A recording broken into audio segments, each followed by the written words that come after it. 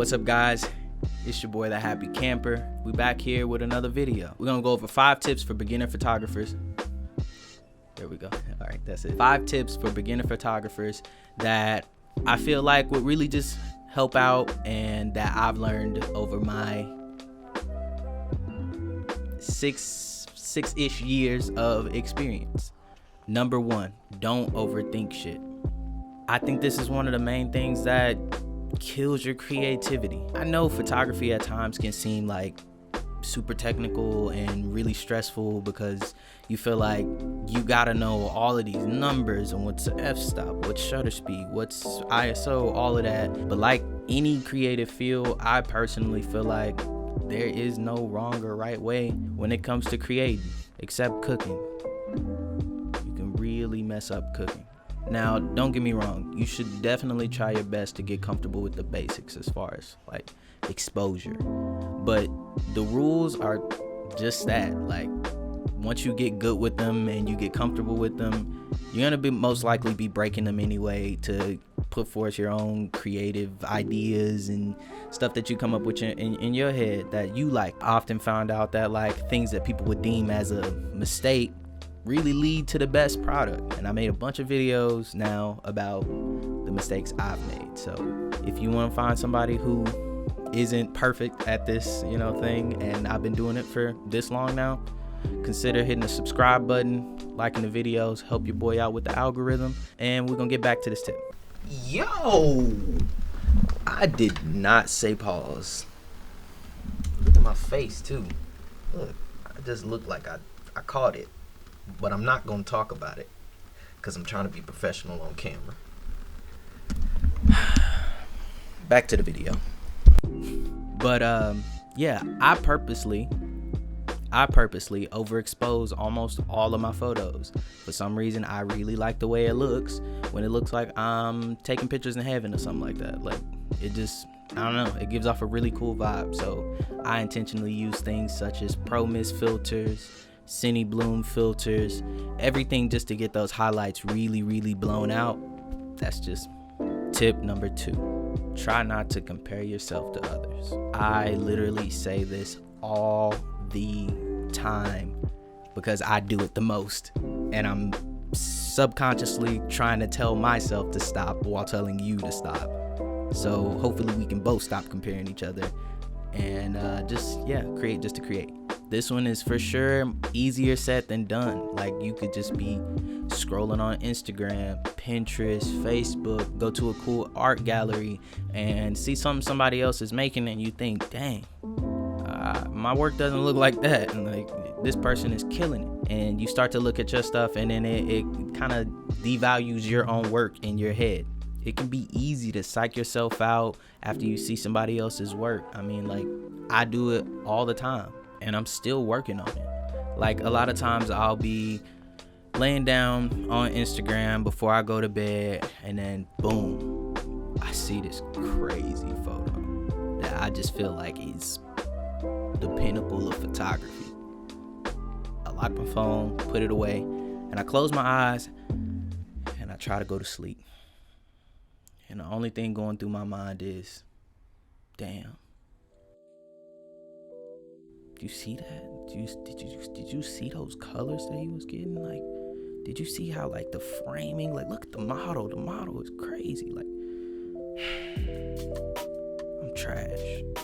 And just like that, there I go, descending down a train of terrible thoughts, ripping apart every photo I've ever taken. And this alone can literally end your creativity. And some of us can't recover from that. We are all evolving as artists. Everyone's starting point is different, so it's kind of redundant to even look at where somebody else is and compare it to you, because they might not have the type of potential you have. Or you really could be trash, and the thing that you really are good at is on the next phase of life, but you needed to go through this to get to that point. I don't know. Life is just full of mysteries, so be patient. It's coming. You're gonna figure it out. Tip number 3, shoot for the right reasons.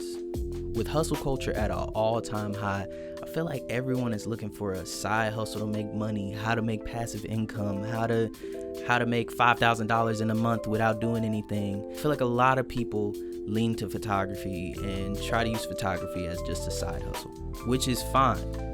But I've seen a ton of people asking me for tips and tricks on growing their photography business when they've only been doing it for 2 weeks. And if I'm being honest, I high-key kind of hate that attitude when it comes to photography. And I'm not saying it's a bad thing to use photography as a way to make money. I make my living off of it. This is what I do full time. And it's not a bad thing. But I feel like you lose a piece of the artistry that makes you really good, that could make you the really big bucks, to where it's more than just a side hustle. It could become your main thing. Tip 4, set goals for yourself. This tip can seemingly contradict some of the previous points. Setting goals for yourself can really boost your creativity and boost your work ethic when it comes to photography. I have a goal to try to hit 5K followers on Instagram, which can sound sort of shallow, but the only way that I see myself getting there is if I share cooler content, post more, and take more photos, which makes me go out and create more often. Setting goals for other things, such as learning certain techniques, like learn how to do proper exposure, learn how to use the rule of thirds, learn how to shoot with this cool style, or how to do flash photography. All of those things can really help elevate you and help give you a new style and just broadening your bag when it comes to photography. Tip number 5, avoid gear acquisition syndrome. I hope I said that right. But plainly put, you don't need all the gear in the world. I know I want this 70 to 200 telephoto lens that costs like $3,000, maybe $4,000. A lot of times, you really don't even need all of the gear that you think you need to pull off the shots.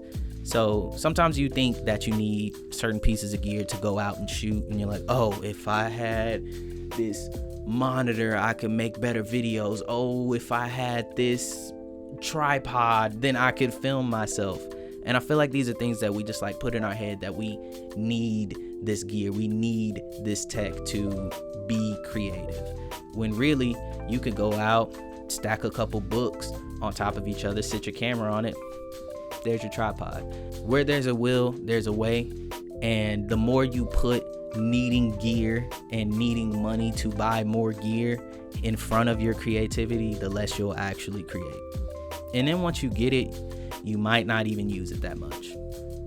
Like my drone, which I'm gonna put a random clip in here from it because I never use it. Bonus tip, make friends who do what you do. One of the biggest assets I say is that I have friends in the same industry as me, whether they're on social media or in real life. Having people around who you know are living a similar lifestyle as you is extremely valuable. Like, I know I have one friend who stays up till 3 a.m. editing, just like I do. And if I ever need someone to talk to while I edit, or I have a quick problem or something like that, I know I can call him and we can talk through everything and figure it out. If you have that organic connection with that person, you can feed off of each other's energy and help each other out and help grow each other's projects to where y'all are better creatives just strictly off the fact that y'all are friends. That's all I got. For those that are new here, I make videos about photography and videography, and I'm new to the YouTube scene, so if you liked what you saw, give me a thumbs up, help me out with the algorithm a little bit, consider subscribing, follow me on Instagram. And yeah, with that being said, y'all have a good day, night, whatever it is when you watching this. I got nothing.